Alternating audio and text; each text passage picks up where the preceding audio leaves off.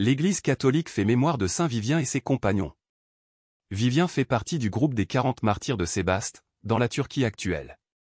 Licinius est empereur d'Orient, il persécute les chrétiens jusqu'en l'année 324, date à laquelle Constantin, son beau-frère, le supprime, devenant ainsi le seul maître de l'Empire. La 12e légion romaine, la fulminante, était basée à Sébaste en Cappadoce. Un jour, on annonce pour le lendemain un sacrifice obligatoire pour tous en l'honneur des dieux païens.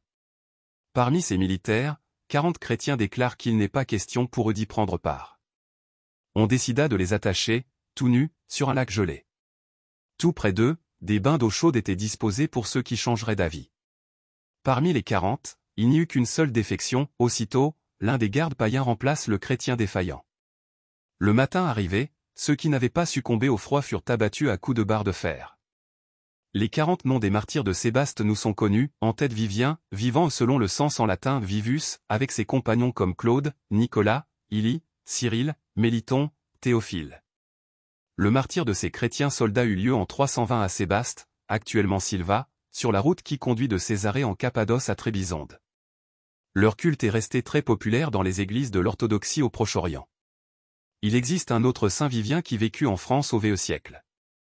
Il était évêque de Saintes, une église lui est toujours dédiée dans l'ancienne capitale de la Saintonge. Saint Vivien et ses compagnons, priez pour nous. Évangile.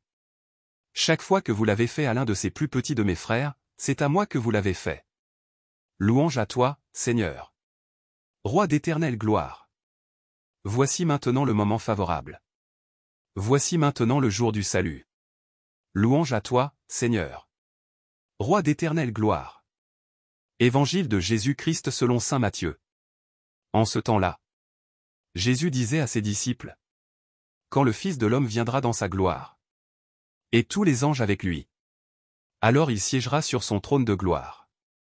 Toutes les nations seront rassemblées devant lui. Il séparera les hommes les uns des autres, comme le berger sépare les brebis des boucs. Il placera les brebis à sa droite, et les boucs à gauche. Alors le roi dira à ceux qui seront à sa droite: venez, les bénis de mon Père. Recevez en héritage le royaume préparé pour vous depuis la fondation du monde. Car j'avais faim, et vous m'avez donné à manger. J'avais soif, et vous m'avez donné à boire. J'étais un étranger, et vous m'avez accueilli. J'étais nu, et vous m'avez habillé. J'étais malade, et vous m'avez visité. J'étais en prison, et vous êtes venus jusqu'à moi. Alors les justes lui répondront: Seigneur, quand est-ce que nous t'avons vu? Tu avais donc faim, et nous t'avons nourri? Tu avais soif, et nous t'avons donné à boire? Tu étais un étranger, et nous t'avons accueilli? Tu étais nu, et nous t'avons habillé? Tu étais malade ou en prison? Quand sommes-nous venus jusqu'à toi? Et le roi leur répondra: Amen, je vous le dis, chaque fois que vous l'avez fait à l'un de ces plus petits de mes frères, c'est à moi que vous l'avez fait. Alors il dira à ceux qui seront à sa gauche: allez-vous en loin de moi, vous les maudits, dans le feu éternel préparé pour le diable et ses anges. Car j'avais faim, et vous ne m'avez pas donné à manger.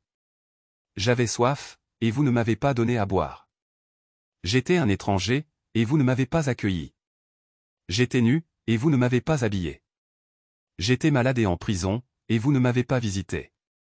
Alors ils répondront, eux aussi: Seigneur, quand avons-nous vu avoir faim, avoir soif, être nu, étranger, malade ou en prison, sans nous mettre à ton service?